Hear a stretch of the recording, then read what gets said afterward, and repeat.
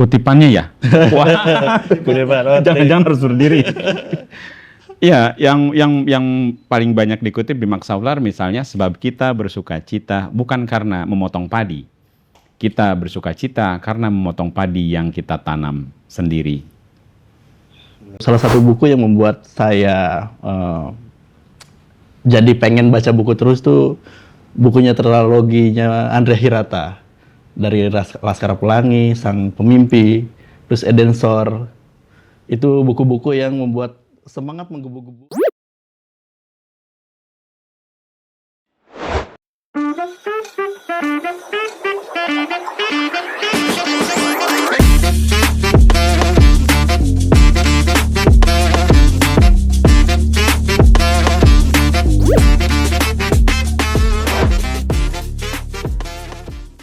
Assalamualaikum warahmatullahi wabarakatuh. Halo CS Banpos, balik lagi sama saya Wahyu di Banpos Podcast. Nah, kali ini kita berkesempatan ngobrol dengan pegiat atau mungkin bisa disebut aktivis literasi di Kabupaten Lebak. Nah, sekarang kita bisa langsung saja ke dua tokoh literasi kita di Kabupaten Lebak. Ada Pak Ubay, Pak, dan Pak Acep. Halo Mas Wahyu. Ya, nah keduanya ini CS Banpos adalah inisiator di gerakan literasi yaitu Baca Dirangkas ya Pak ya. Betul. Nah mungkin langsung saja nih CS Banpos biar kita nggak lama-lama penasaran dan pengen tahu itu apa gerakan apa, apakah gerakan aksi atau gerakan demonstrasi dan sebagainya. Mungkin kita boleh langsung tanya dulu ke Pak Ubay ya Pak. Mungkin Baca Dirangkas ini kegiatan apa ya Pak? Iya, ini kami menyebutnya komunitas baca. Jadi Baca Dirangkas ini aktivitas atau komunitas yang kami mengkhususkan diri pada aktivitas membaca buku secara berjamaah. Jadi ini baca buku bareng-bareng, seperti juga membaca kitab suci di masjid, gitu. Nah, tapi yang dibaca adalah novel, fokus pada pembacaan novel secara bersama-sama. Kami menyebutnya Baca Dirangkas karena merujuk pada aktivitas ini dilaksanakan di Kota Rangkas Bitung ini, di Kabupaten Lebak, Banten. Kalau apa dorongannya sendiri kok tiba-tiba bisa ada? Biasanya kan kalau orang Rangkas tuh mereka menggelar perpustakaan berjalan, perpustakaan keliling. Nah, kalau motivasi dari kawan-kawan di Baca Dirangkas ini kenapa sih bikin kegiatan literasi berjamaah ini? Iya, sebenarnya kerinduan saya secara personal kemudian juga diamini oleh teman-teman. Jadi saya sudah melaksanakan aktivitas baca bareng ini atau reading group atau kelompok baca ini sejak 2009. Tapi bukan di Rangkas, di Sobang, di Taman Baca Multatul di Pedalaman. Waktu 2009 sampai 2017 itu saya dengan anak-anak di pedalaman membaca Maksavlar secara bersama-sama. Jadi hampir 8 tahun itu pernah 3 kali tamat. Tahun pertama baca tamat 11 bulan, tamat kedua 2 tahun 5 bulan, tamat ketiga 3 tahun. Nah, jeda antara 2017 sampai 2024 itu secara pribadi saya kangen gitu ya. Kangen lagi, ingin ada aktivitas baca bersama lagi. Akhirnya ngobrol nih dengan Acep, dengan Jenny, dengan Rizko, dengan Kang Budi. Bagaimana kalau kita memulai baca bareng lagi novel. Jadi ini bacanya satu novel tapi pelan-pelan. Ya akhirnya terjadilah di sekitar bulan September 2024. Ya. Kami memulai membaca bersama-sama di museum waktu itu dengan novel yang dipilih Arus Balik karya Pramudia Anantatur. Luar biasa ya CS Banpos. Nah, kalau saya ngintip nih CS Banpos di postingan-postingan atau kegiatan dari kawan-kawan yang ikut Baca Dirangkas itu, mereka cukup ramai. Nah, mungkin Kak Acep itu mereka yang tergabung di komunitas atau bisa tertarik ke Baca Dirangkas itu dari mana aja dan kenapa sih mereka bisa ikut join gitu gabung sama teman-teman? Oke, sebetulnya Baca Dirangkas ini walaupun kita yang awalnya membuat cuman kita-kita aja sebetulnya, tapi terbuka untuk umum. Dan di episode pertama ya Pak, pertemuan pertama itu sekitar 18 September, itu hanya sekitar 5 orang yang hadir. Kita tadi Pak Ubay yang sudah sebut, saya, Pak Ubay, Kang Budi, Jenny, dan ada satu yang datang itu dari Tangerang, jauh-jauh dari Tangerang, kemudian ke Rangkas, tahu dari Instagram. Jadi kita bikin Instagram sendiri, Instagram Baca di Rangkas, kemudian kita collabkan juga dengan akun di Rangkas tuh ada Info Rangkas Bitung, kita collabkan. Jadi sebenarnya kita mengundang warga untuk datang baca bersama, tapi ya dalam perjalanannya memang awalnya sangat sedikit peminatnya. Beberapa minggu tuh 5 minggu awal mungkin cuman kita doang, 5 orang, 6 orang paling banyak. Tapi sekarang ya alhamdulillah Baca di Rangkas makin dikenal setelah hampir 2 tahun. Sekarang rata-rata setiap pertemuan tuh sudah di atas 10 orang. Pernah satu waktu itu kita 22 orang lebih ya Pak ya. Betul. Sekitar 22 orang. Jadi ya setiap hari Rabu tuh, dulu sebelum hari pindah ke Rabu sore kita pernah hari Sabtu. Tapi masukan dari teman-teman yang hari Sabtu itu kadang mereka libur, dipindahkanlah ke Rabu sore. Jadi sekarang setiap Rabu sore itu selalu ramai, kita kumpul di pendopo atau di beberapa tempat yang kita diskusikan untuk pertemuan Baca di Rangkas. Jadi Kang Wahyu juga kalau mau ikutan dan teman-teman lainnya boleh banget, terbuka untuk umum. Ya luar biasa. Nah mungkin CS Banpos juga penasaran, Pak Ubay dan Kak Acep ya. Membaca itu kan kadang kalau sekarang tuh sering disebut sebagai aktivitas yang membosankan. Hingga bahkan akhirnya mendengar perjuangan dari kawan-kawan Baca di Rangkas ini agar daya tarik literasi masyarakat mau ikut bergabung, itu memang sepi dulu kan awalnya. Nah kira-kira apa sih yang membuat bertahan nih Baca di Rangkas hingga akhirnya bahkan bisa sampai 2 tahun padahal awalnya cuma berlima doang? Iya, syarat membangun komunitas literasi dimanapun saya pikir hanya ada 2. Yang pertama konsistensi si orang-orang yang awal memulai, saya, Acep, saya Jenny. Jadi kami sering berbagi, kalau saya ada halangan, ada Jenny yang menghandle atau Acep yang menghandle, ada Rizko yang menghandle. Nah, kan tidak mungkin kalau semuanya tidak ada gitu ya. Artinya satu Rabu itu kalau semuanya absen berarti tidak terlaksana ya. Meskipun pada akhirnya ini kan komunitas komunal ya. Jadi barang-barang tidak ada ketua yang sangat formal, itu tidak ada struktur. Yang pertama itu konsistensi. Yang kedua animo. Konsistensinya bagus misalnya. Pengelolanya atau orang-orang yang awal memulai membangun Baca di Rangkas ini bagus, konsisten setiap Rabu ada. Tapi kalau animo masyarakatnya rendah juga sama, tidak akan terjadi. Nah, alhamdulillahnya di Rangkas animonya cukup baik dan kami konsisten melaksanakan itu.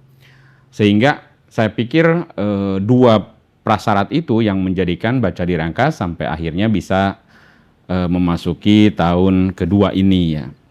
Rabu lalu kita ada di pekan ke-82. Besok kami udah ada 83 minggu, kami bertemu rutin, dan saya pikir itu karena konsistensi dan animonya yang bagus. Luar biasa. Nah, Kak Cep, ada trik ataupun metode yang menarik nggak sih itu dibaca di Rangkas sampai mereka akhirnya mau lagi nih ikut di kegiatan Baca di Rangkas ini?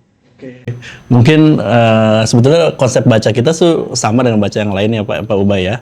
Tapi yang saya lihat sebagai saya merasakan sendiri adalah kenapa ingin gabung lagi ke Baca di Rangkas. Setiap hari itu ada dorongan untuk selalu datang ke Baca di Rangkas karena ada kesempatan kita yang tadi Kang Wahyu sudah bilang kalau membaca itu proses yang kegiatan yang membosankan.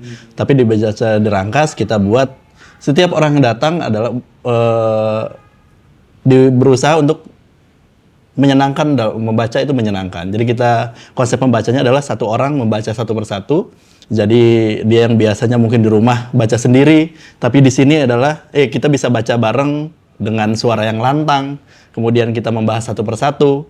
Nah itu yang mungkin yang membuat menarik. Jadi dia yang biasanya baca sendirian di rumah di sini akan merasa oh enak ya baca bareng-bareng. Jadi lebih ramai. Kemudian dari sisi bukunya juga kita berusaha untuk walaupun melalui proses diskusi buku apa yang akan dibaca, kita sudah membaca 5 buku ya Pak ya. Sekarang buku ke-5. Kita berusaha untuk mendekatkan secara culture atau geografis atau mendekatkan ke lokal. Misalnya buku yang sekarang sedang dibaca adalah buku Dr. Satrio. Itu di dalamnya banyak sekali kisah-kisah soal Rangkas Bitung, terutama Banten Selatan. Dan menurut saya juga itu membuat satu yang menarik kenapa orang yang datang tuh akan melihat, oh ini ternyata sejarah soal Rangkas Bitung ya. Jadi orang Rangkas sendiri akan sangat senang dengan buku tersebut, terutama saya ya. Mungkin itu salah dua dari cara kenapa balik lagi ke Baca di Rangkas. Mungkin Pak Ubay bisa menambahkan seperti apa, Pak? Iya, karena tadi tidak ada keanggotaan yang super ketat. Jadi kami kadang memang masuk gitu. Tapi meskipun ada keluar masuk, kami tidak ada hukuman misalnya, ataupun tidak ada kalau masuk harus keanggotaan dan sebagainya, tidak ada. Ini sangat cair. Bagaimana kesadaran itu muncul dari masing-masing anggota, dari masing-masing orang yang mau datang. Dan saya pikir kehangatan, keakraban, saling sapa, kemudian tambah perkawanan, pertemanan, itu yang membuat teman-teman dibaca di Rangkas pada akhirnya bisa kembali lagi datang untuk pertemuan berikutnya dan selanjutnya itu kami tidak bisa tidak membeda-bedakan misalnya ini lebih muda, ini lebih tua, ini bacaannya lebih banyak, ini lebih sedikit. Jadi ketika Baca di Rangkas berlangsung ya semuanya egaliter, semuanya setara. Luar biasa tuh Ces Banpos, banyak sekali ya tips-tips yang bahkan mungkin kita bisa mulai untuk menjadi membentuk suatu komunitas baca ya Pak. Nah mungkin sebagai tadi kan kita udah tahu nih trik-trik tips-tips biar kita jadi senang untuk membaca bersama. Nah kalau sebagai pegiat dari literasi di Kabupaten Lebak sendiri nih mungkin Pak Ubay dan Kak Acep, ada nggak sih tantangan tersendiri nih selama barangkali 2 tahun terakhir nih selama bersama dengan Baca di Rangkas, tantangan dalam mempertahankan gerakan literasi di Kabupaten Lebak itu apa aja sih yang selama ini dirasakan? Tantangannya apa ya? Mungkin akses ke buku ya Pak ya? Ya bisa itu, dan akses ke buku. Iya. Tapi saya pikir ini juga karena kami ini kan membaca satu buku yang konsisten. Jadi bukan komunitas yang mempresentasikan hasil baca untuk saat ini, tapi membaca bersama. Tantangannya adalah selama ini kan membaca itu selalu identik dengan di ruang sendiri, di kamar gitu, ingin cepat selesai. Kemudian juga lebih percaya pada isi buku daripada kepala gitu. Nah, tantangannya adalah membiasakan bahwa kita tidak serta-merta mengamini apa yang ada di dalam teks. Kita pada akhirnya menjadi curiga, selalu curiga, punya kewaspadaan terhadap teks yang ditulis oleh penulis. Oleh karena itu, maka membiasakan diri untuk diskusi. Saya pikir itu tantangan tersendiri dalam konteks saat ini ya. Jadi kebiasaan berdiskusi, berbagi, sharing pengetahuan, pengalaman, hasil baca atau ya terkait dengan teks yang ada di buku. Misalnya kemarin kita ngobrol ada nama daerah-daerah di Dr. Gerilya, di sekitar Balaraja dan lain sebagainya. Bagaimana pertempuran di Jasinga, siapa itu Kompi Jailani, Kompi Sabit, bagaimana pertempuran melawan Belanda di Banten Selatan. Nah, teman-teman yang sangat hafal geografi itu di mana Cikotok, di mana Kampung, di mana Mauk misalnya, di mana Tenjo, ada nama daerah Cibubur di sekitaran Tangerang misalnya. Nah itu Garut, gitu ya. Kampung Garut dan sebagainya, itu pada akhirnya menambah pengetahuan dan saya pikir menyenangkan sekali. Banyak teman yang pada akhirnya makin terbuka, dan saya pikir dengan Baca di Rangkas ini juga menumbuhkan kecintaan pada kota, pada wilayah gitu. Nah tantangannya mengurangi itu, bukan meningkatkan rasa ingin tahu supaya tidak pasif gitu ya. Dan yang keduanya ya bagaimana kita bisa konsisten tadi seperti di awal, konsisten dan animo itu kita jaga. Gitu. Jangan boleh Pak. Iya, jangan sampai tadi misalnya peserta udah siap, tiba-tiba tidak ada yang ngabari. Kadang ya kayak gitu sih, berbagi perannya. Oke. Mungkin kalau dari saya tantangan untuk ini aja kali ya, membesarkan baca di rangkas sebetulnya kita juga targetnya emang nggak gede-gede banget ya Pak ya. Tapi butuh ya konsisten tiap saat, kemudian gimana peserta yang datang, selama ini kan yang datang itu datang dan pergi, dia datang sekali kemudian nggak ada lagi, tapi itu sebenarnya nggak masalah. Tapi mungkin ya ke depan kita akan sangat senang ketika ada yang datang, kemudian dia konsisten, kemudian menumbuh kembangkan komunitas kita gitu untuk lebih besar lagi. Ya itu sih, kita belum bisa mempertahankan orang yang datang tuh untuk terus konsisten datang. Selama ini ya baru kita-kita aja, dan yang 10 orang ini pun kebanyakan ya dia yang dari awal yang sudah pertemuan ketiga, keempat, kelima dan terus datang. Semoga yang kedepannya makin banyak lagi peserta yang datang kemudian akan betah dibaca di Rangkas. Betul sih.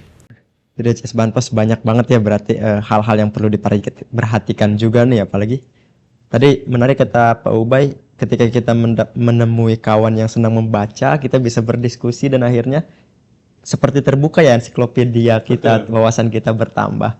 Nah mungkin kalau sebagai di aktivitas baca di Rangkas sendiri kan pasti bukan hanya satu usia ya, Pak atau Kak Cep.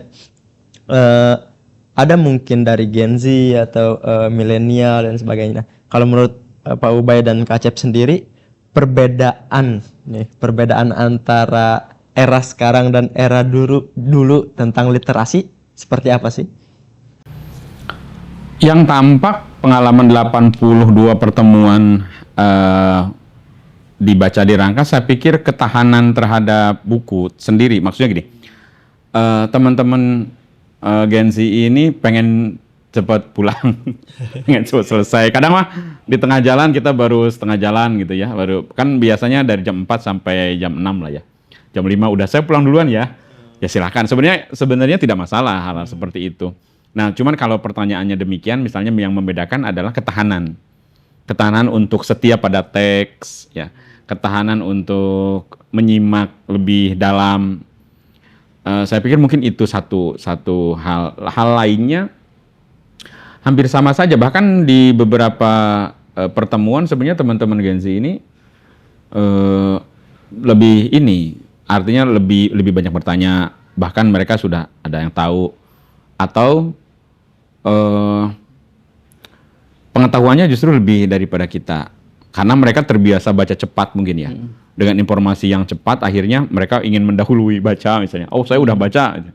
Nah, hal seperti itu wajar juga. Namun saya pikir karena kami itu komunitas baca pelan, bahkan super pelan.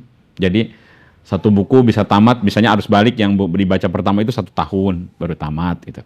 Nah, kesabaran dan kesadaran itu saya pikir di Gen Z mungkin yang sebagian belum dapat. Tapi soal pengetahuan, soal kemampuan mereka menguasai teks itu luar biasa saya pikir.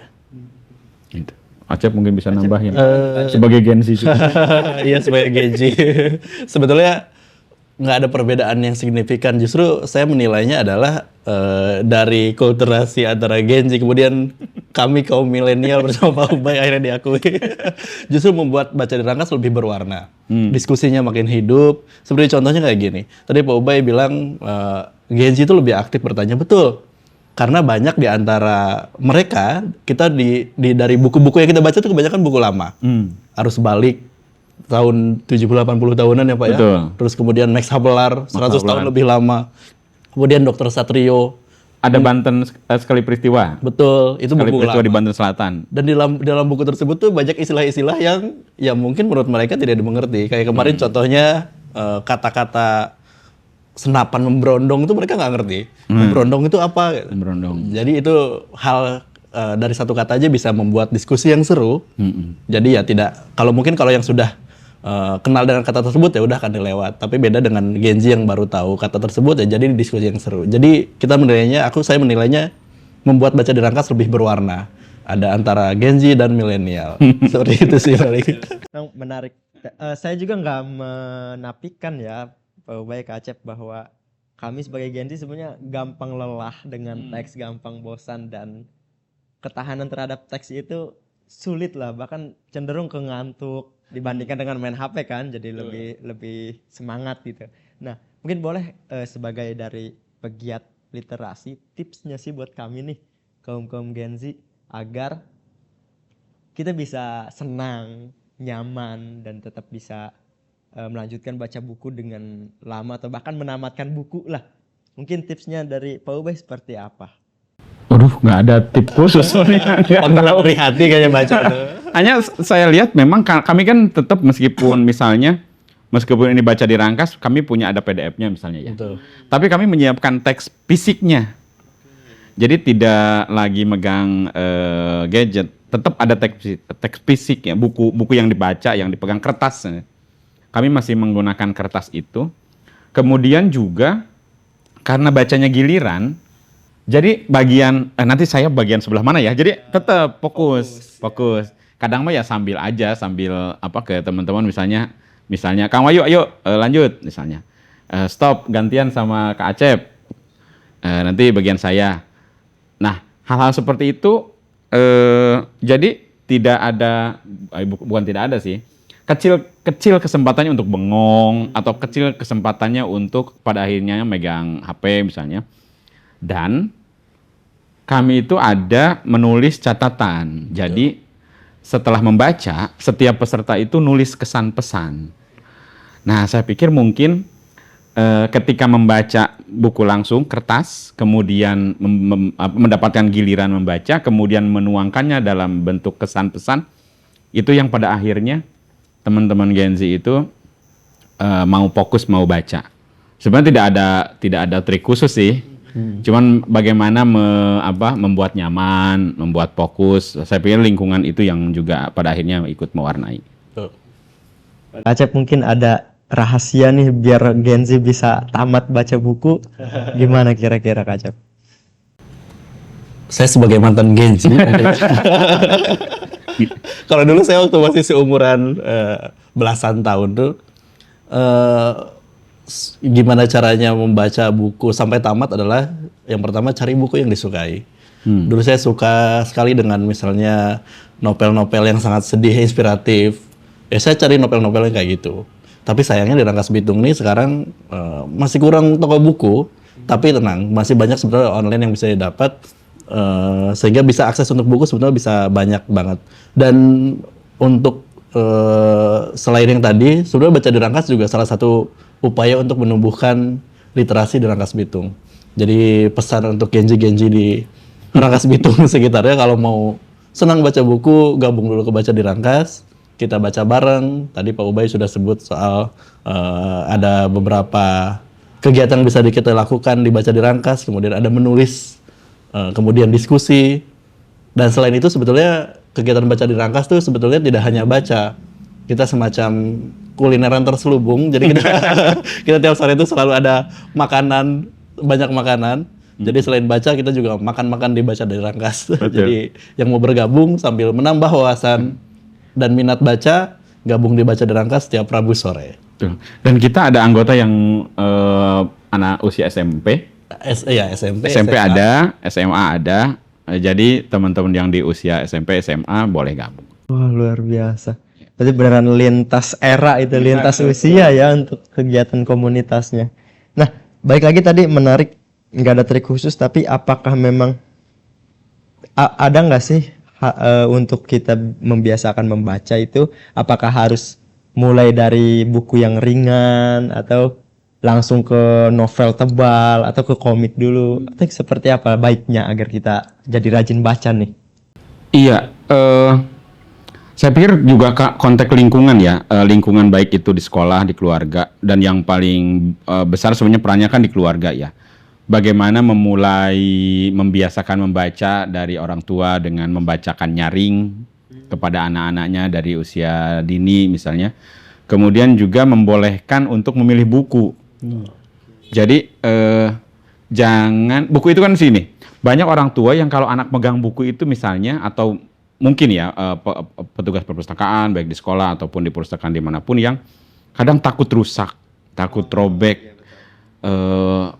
sehingga banyak jangan dipegang, jangan dilempar, memang nggak boleh kalau sampai anarkis. Tapi maksud saya adalah kecintaan terhadap buku itu bisa dimulai dari kecintaan terhadap fisik bukunya, memegang, mencium, menghirup aroma buku, kemudian membawa anak ke toko buku dan mempersilahkannya untuk memilih buku yang dia sukai. Saya pikir itu yang memulai pada akhirnya nanti loncat pada kesukaan membaca. Jadi saya teringat misalnya Mas Andi Noyah, dulu Duta Baca Indonesia sebelum Mbak Najwa dan kemudian sekarang Golagong. Dia itu ke anak-anaknya itu kalau ke toko buku silahkan bawa itu ya, ambil buku gitu. Kemudian tidak pernah melarang untuk belanja buku. Tapi tentu saja saya pikir itu kan untuk masyarakat yang secara ekonomi cukup ya. Artinya tidak masalah dengan belanja buku. Tapi itu bisa dimulai saya pikir dengan membiasakan membawa ke toko buku, ke perpustakaan. Apalagi ada misalnya di perpustakaan di Kabupaten Lebak ini, perpustakaan Saija Adinda, hari Sabtu juga buka. Jadi artinya orang tua bisa datang ke sini, membawa anak-anaknya berkenalan pertama pada buku, kemudian memperkenalkan bagian-bagian buku, dari mulai cover, punggung buku, cover depan, cover halaman, bagaimana cara memegang buku, membukanya gitu. Itu kan ada ilmunya, ada triknya ya. Sehingga anak-anak punya kecintaan bagaimana merawat buku. Bahkan sampai pada hal-hal yang elementer, misalnya menyampul kalau ke depan ya. Kemudian merapihkan buku berdasarkan klasifikasi entah itu warna merah-merah, kuning-kuning, hijau-hijau, atau berdasarkan genre-nya, ini cerpen, novel, gitu. Memperkenalkan seperti itu, kemudian pelan-pelan dipegang, dirasakan, dihirup. Saya pikir dengan demikian bakal muncul pengalaman atau experience bagaimana buku itu menjadi bagian dari kehidupan kita gitu. Luar biasa. Dari Kak Acep, ada nggak biar kita jadi rajin baca buku nih harus seperti apa? Mungkin secara case tuh saya punya ponakan sebetulnya. Tadi Pak Ube sudah bilang dari lingkungan kita sendiri, dan itu betul sangat berpengaruh. Dari lingkungan kita itu, saya sebetulnya sering mengajak ponakan itu dari kecil ke perpustakaan Saija Adinda. Kemudian mengenalkan dari sejarah Rangkas Bitung seperti apa, dan akhirnya sekarang dia sangat suka dengan sejarah Rangkas Bitung, mencari tahu kisah-kisahnya seperti apa, sejarah seperti apa. Bahkan satu waktu main ke Museum Benda Tuli dan dikasih buku sama Pak Ubay, buku Mes Hapelar.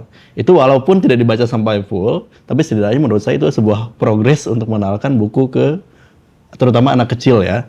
Tidak harus sampai jadi kutu buku. Minimal di era sekarang yang sudah berperang dengan gadget, saingannya dengan gadget, anak kecil senang dengan buku, tampilan mengenal judul buku aja itu sudah sebuah pencapaian ya. Jadi betul tadi dari lingkungan sekitar, kemudian dikenalkan pelan-pelan. Di Rangkas Bitung ini ada Saija Adinda, bersyukur banget kita punya perusahaan yang besar yang bisa diakses secara gratis. Kemudian setelahnya ya dikenalkan dengan buku-buku yang dia senangi. Luar biasa kan Ces Banpos.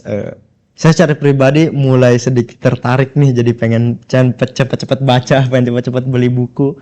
Mungkin kalau dari novel dulu boleh mungkin ya Pak Ubay. Betul.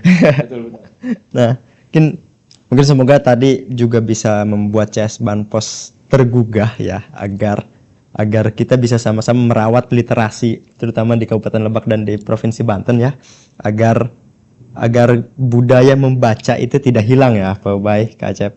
Nah, mungkin terakhir nih di akhir sesi untuk para tokoh pegiat literasi kita ini, saya secara pribadi dan mungkin nanti bisa bermanfaat juga ya untuk Ces Banpos, pengen tahu nih Pak Ubay, Kak Acep, mungkin satu buku yang sampai saat ini tetap diingat dan mungkin kutipan bukunya yang bisa merubah kehidupan atau prinsip hidup Kak Acep ataupun Pak Ubay itu apa? Mungkin boleh dari siapa dulu, silakan. Sebetulnya saya sudah lama sebetulnya nggak baca buku sampai full, jadi karena kegiatan sehari-hari, kemudian ya banyaklah kesibukan. Tapi dulu sebetulnya gemar baca buku. Salah satu buku yang membuat saya jadi pengen baca buku terus tuh bukunya tetraloginya Andrea Hirata, dari Laskar Pelangi, Sang Pemimpi, terus Edensor. Itu buku-buku yang membuat semangat menggebu-gebu untuk bagaimana dikisahkan di sana. Mungkin teman-teman sudah tahu perjuangan Ikal yang diceritakan di Laskar Pelangi, kemudian di buku kedua juga Sekolah yang Sang Pemimpi, bagaimana itu di dalam novel tersebut mengejar mimpi sampai kuliah ke luar negeri, dan itu jadi salah satu kenapa saya semangat baca, dan dampak positifnya adalah semangat juga mengejar cita-cita seperti yang dikisahkan di buku tersebut. Jadi mungkin itu buku lama tapi masih tersedia di Gramedia, sebenarnya masih ada. Luar biasa. Dan dari Pak Ubay nih, boleh berbagi ke CS Banpos. Iya, saya tentu saja saya membaca beberapa karya sastra, tapi saya tetap memfavoritkan Max Havelaar, Multatuli. Karena bagaimanapun juga saya teringat ini, misalnya untuk sampai pada titik kita menjadi expert itu harus fokus pada satu penulis atau karya yang itu menjadi pegangan kita. Dan sejak 2009 sampai sekarang saya masih terus mendalami, saya masih terus membaca Max Havelaar, karya Multatuli itu. Dan itu saya pikir buku yang harus juga dibaca oleh baik Gen Z atau milenial. Dan tentu saja saya pikir suatu saat mudah-mudahan Max Havelaar ini bisa dibaca, menjadi bacaan wajib di sekolah-sekolah di Indonesia ini. Kayak gitu. Kutipannya ya? Wah, jangan-jangan harus berdiri. Ya, yang paling banyak dikutip di Max Havelaar misalnya, sebab kita bersukacita bukan karena memotong padi. Kita bersukacita karena memotong padi yang kita tanam sendiri. Luar biasa. Nah, itu di CS Banpos banyak hal yang membuat kita menjadi semakin tertarik nih untuk kembali lagi ke budaya awal kita, yaitu membaca buku. Yang mungkin kedepannya kita bisa sedikit menyimpan gawai kita ya, agar kita bisa kembali membudayakan membaca lagi. Agar tadi kalau boleh mengutip apa yang disampaikan oleh Pak Ubay dan Kak Acep, yang pertama itu lingkungannya. Berada di lingkungan yang baik, tentu kita akan membawa diri kita kepada hal yang baik. Kalaupun kita belum menemukan, mungkin kita bisa menciptakan lingkungan baik itu sendiri ya, baik Kak Acep. Nah itu dia CS Banpos, obrolan kita dengan dua tokoh literasi di Kabupaten Lebak. Dan seperti tadi mungkin kalau kawan-kawan pengen join ke Baca di Rangkas, bisa gimana tuh Pak Ubay? Bisa dikepoin aja Instagramnya @bacadirangkas. Ditulis di sini ya Instagramnya. Siap. Mungkin itu saja CS Banpos obrolan kita ke depannya nanti. Semoga kita bisa bertemu lagi ya Pak Ubay, Kak Acep. Terima kasih banyak waktunya. Mohon maaf kami mengganggu waktu istirahatnya. Nah, itu dia CS Banpos. Sampai jumpa lagi di episode berikutnya. Jangan lupa like dan subscribe karena nanti kita akan ada episode-episode spesial lainnya di Banpos Podcast. Saya Wahyu undur diri. Assalamualaikum warahmatullahi wabarakatuh.